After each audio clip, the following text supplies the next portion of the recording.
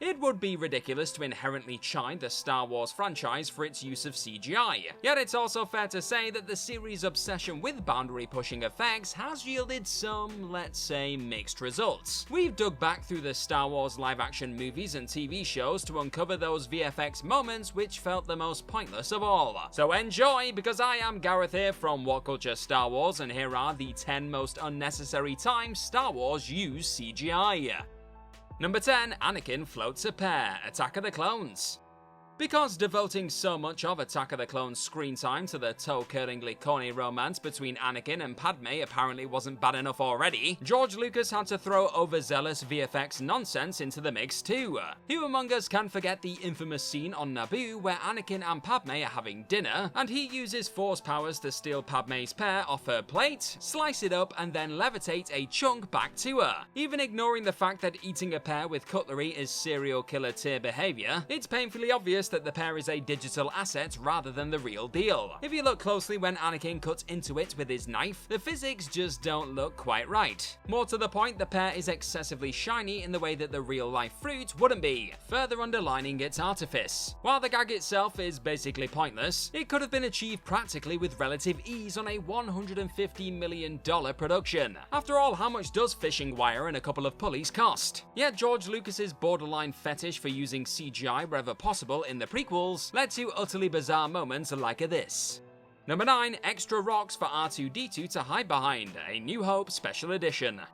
George Lucas has been widely chastised by fans for making innumerable changes to the original Star Wars trilogy from their special edition re-releases onward. And while not all the changes were bad, many of them just felt straight up unneeded. Case in point, for A New Hope Special Edition, Lucas decided to add a couple of digital rocks to the left side of the shot where R2-D2 is briefly seen hiding from Tusken Raiders on Tatooine. Presumably, Lucas felt like R2 was too exposed in the original shot, and it wasn't believable that he could remain hidden. But honestly, has anyone ever complained about this? It's ultimately an incredibly minor change, minor enough that it won't annoy many fans. Yet given that the subsequent shots in the special edition don't also feature the new CGI rocks, it introduces an inconsistency which wasn't there originally. If you're gonna make changes like this, at least don't half-ass it, right? Number 8. Maz Kanata, The Force Awakens.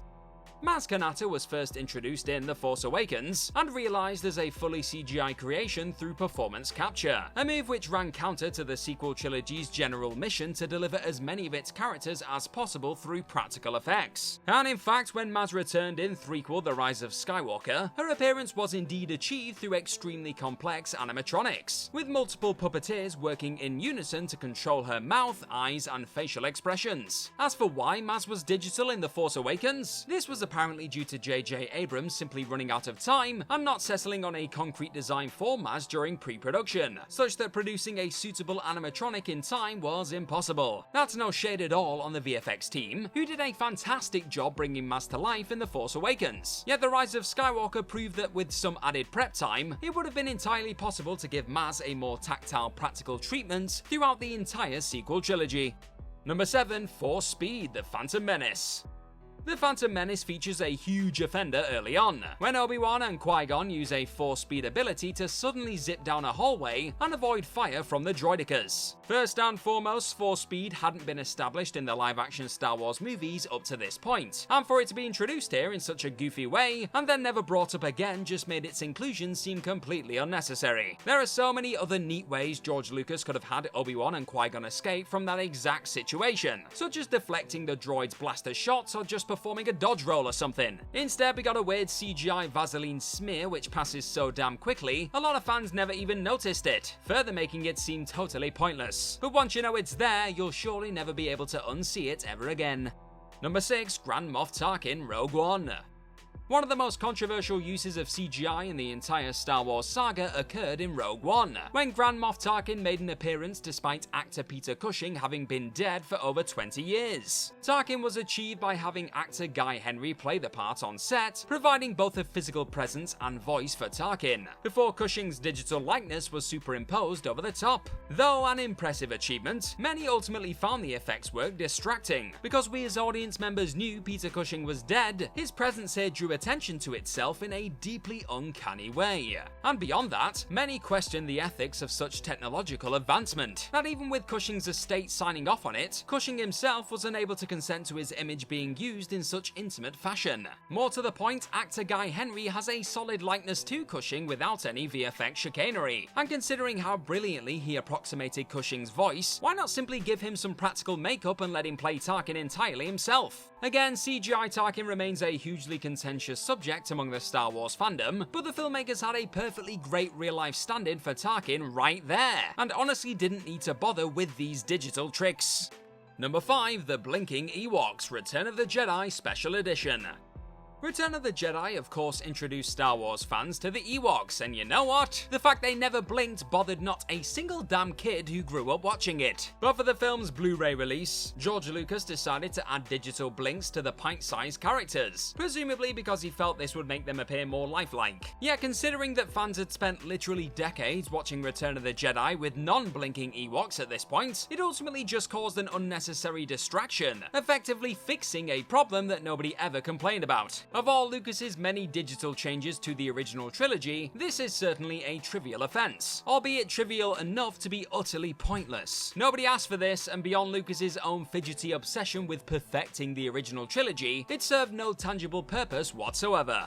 Number 4. MOFF Performances Revenge of the Sith.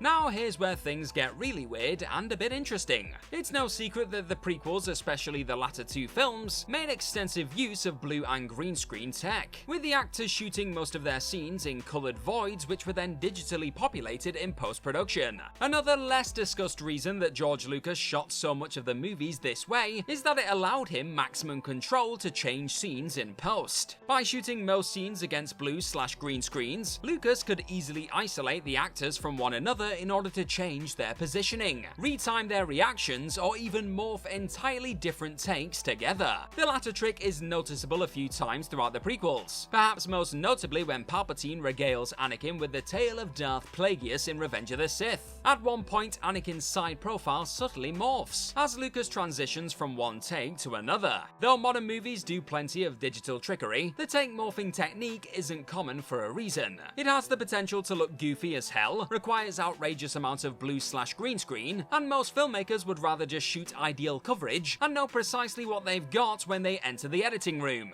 But George is gonna George, right? Number 3. All the Clone Troopers Attack of the Clones.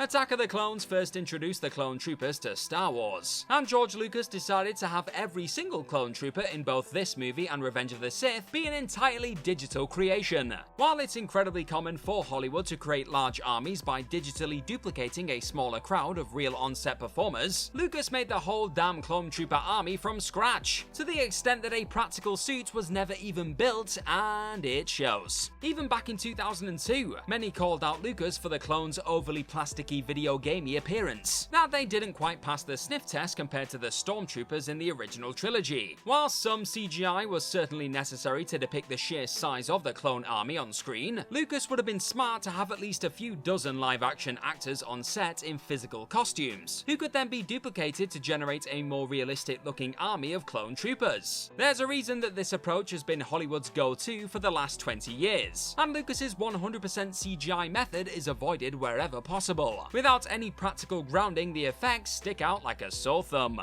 Number 2. Young Luke Skywalker, The Book of Boba Fett. The Book of Boba Fett stoked considerable controversy when it trotted out a post-Return of the Jedi Luke Skywalker, achieved by transplanting a digital likeness of a younger Mark Hamill over the top of a stand-in performer by the name of Graham Hamilton. This certainly wasn't a new trick though. The Mandalorian's second season similarly used a double, this time Max Lloyd-Jones. But what made the Book of Boba Fett's trickery feel more redundant is just how much of a mind-boggling physical resemblance Hamilton bore to a young Mark Hamill. Once behind-the-scenes materials were released showing Hamilton on set with motion capture dots on his face, fans took to social media to ask why the filmmakers even bothered with the VFX shenanigans when Hamilton already looks so much like Hamill. While there's obviously more to a convincing Luke Skywalker performance than simply looking the part, his voice in this case was created with an AI program. The enormous expense of all that uncanny CGI feels like a waste of time when you can just use a guy who looks like him. Surely just having Hamilton or another actor play young Luke would have saved tons of money and effort, while avoiding all the uncomfortable hand-wringing about the ethics of digital de-aging tech. Number 1. The Enhanced SARLACC Return of the Jedi Special Edition. And finally, we end with a textbook example of how George Lucas's improvements of the original movies end up feeling like less than the sum of their parts. For the special edition of Return of the Jedi, Lucas decided that the SARLACC which the heroes are almost fed to didn't look detailed enough, and so digitally added tentacles, a beak, and a tongue. Yet this remains a hugely contentious change among the fandom, with many feeling that the SARLACC's sparer original presentation made it more mysterious and unnerving, an ancient creature whose physiology was effectively beyond human comprehension, and so giving the SARLACC more recognizably animalistic physical properties stripped much of that mystery away, making it look more like a cartoon in the end, a far cry from its more creepy minimalistic original design. Basically, nobody complained that the original SARLACC didn't look creepy enough, and yet Lucas just couldn't resist scrawling all over the damn thing. And that's our list. Of any other unnecessary times Star Wars used CGI? Well, let us know all about them in the comment section right down below, and don't forget to like, share, and click on that subscribe button while you're down there. Also, if you're a fan of this sort of stuff, then please head on over to whatculture.com and find some more fantastic articles just like the one this video you're watching right now is based on. I've been the always unnecessary Gareth from What Culture Star Wars. May the Force be with you. Cheers for watching this particular video today, and hopefully we'll see your faces again rather soon. Bye bye!